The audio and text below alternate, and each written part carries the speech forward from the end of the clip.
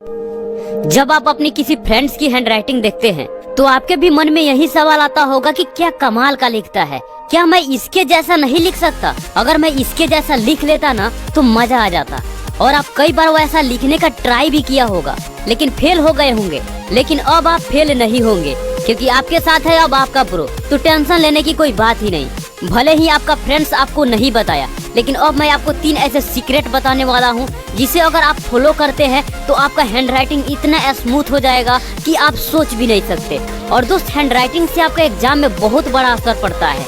अगर मैं कहूँ कि आपका 10% नंबर सिर्फ हैंडराइटिंग से बढ़ जाता है तो शायद आप नहीं मानेंगे, पर मैं आपको बताता हूँ कि कैसे बढ़ता है। देखो, सुंदरता किसी को भी इम्प्रेस कर लेता है। 100 लोगों में होगा तब भी दिख जाएगा, बस वही आपका एग्जाम में भी होता है। जैसे आप इम्प्रेस हो जाते हैं अपनी फ्रेंड्स की हैंडराइटिंग को देख के, वैसे ही एग्जाम कॉपी को चेक करने वाले टीचर भी इम्प्रेस हो जाते हैं आपके हैंडराइटिंग को देख के। और इसका बहुत बड़ा साइंटिफिक रीजन भी है। दोस्त, जब हम नर्वस होते हैं और अचानक जब हमारे सामने कोई अच्छी चीज आ जाए तो हम एकदम से खुश हो जाते हैं और उस चीज को हम कुछ न कुछ क्रेडिट जरूर देते हैं। और ऐसा ही उस टीचर के साथ होता है जो हमारे एग्जाम कॉपी को चेक कर रहे होते हैं। जब टीचर कॉपी को चेक कर रहे होते हैं तो उनके सामने कई तरह का हैंडराइटिंग आता है। बहुत गंदा हैंडराइटिंग भी आता है, कुछ अच्छा भी आता है और कुछ बहुत अच्छा भी आता है। और जैसे ही बेस्ट हैंडराइटिंग आता है टीचर एकदम से खुश हो जाते हैं कि क्या लिखा है। और जब टीचर खुश हो जाए तो फुल मार्क्स देना बनता है। और इंसान का फितरत भी है कि वो अच्छी चीजों को नकार नहीं सकता। तो इसलिए दोस्त, बेस्ट हैंडराइटिंग है तो नंबर भी बहुत कम कटता है। और वहीं खराब हैंडराइटिंग है तो 5 नंबर की जगह पर 3 नंबर ही मिलेगा, 2 नंबर ही मिलेगा। तो दोस्त, ये रहा बेस्ट हैंडराइटिंग के साथ नंबर का खेल। अब हम बात करते हैं कि अपने हैंडराइटिंग को सुधारे कैसे।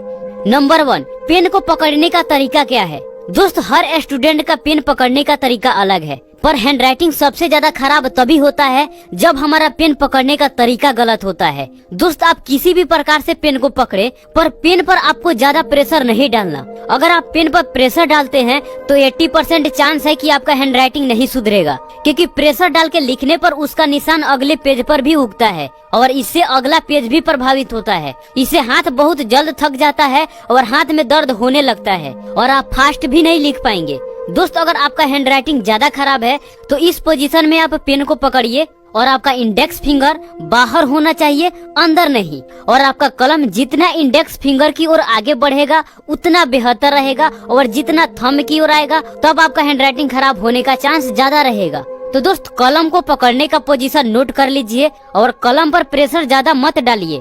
नंबर 2, 2 शब्दों के बीच में गैप जरूर रखें। 2 शब्दों के बीच में गैप इसलिए जरूरी है क्योंकि इससे आपका हैंडराइटिंग स्मूथ दिखता है। आप 2 शब्दों के बीच में कम गैप भी ना रखें और ज्यादा भी ना रखें, और जितना हो सके हर शब्दों को बराबर लिखने की कोशिश करें।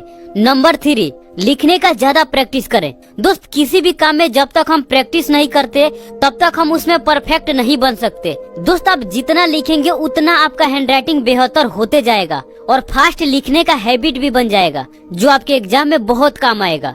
तो दोस्त, ये तीनों टिप्स को फॉलो करिए और देखिए कि आपका हैंडराइटिंग कितना जल्दी सुधर जाता है। कैसा लगा वीडियो दोस्त, कमेंट में जरूर बताइएगा। मिलते हैं आपसे फिर अगले वीडियो में, तब तक के लिए आपका धन्यवाद।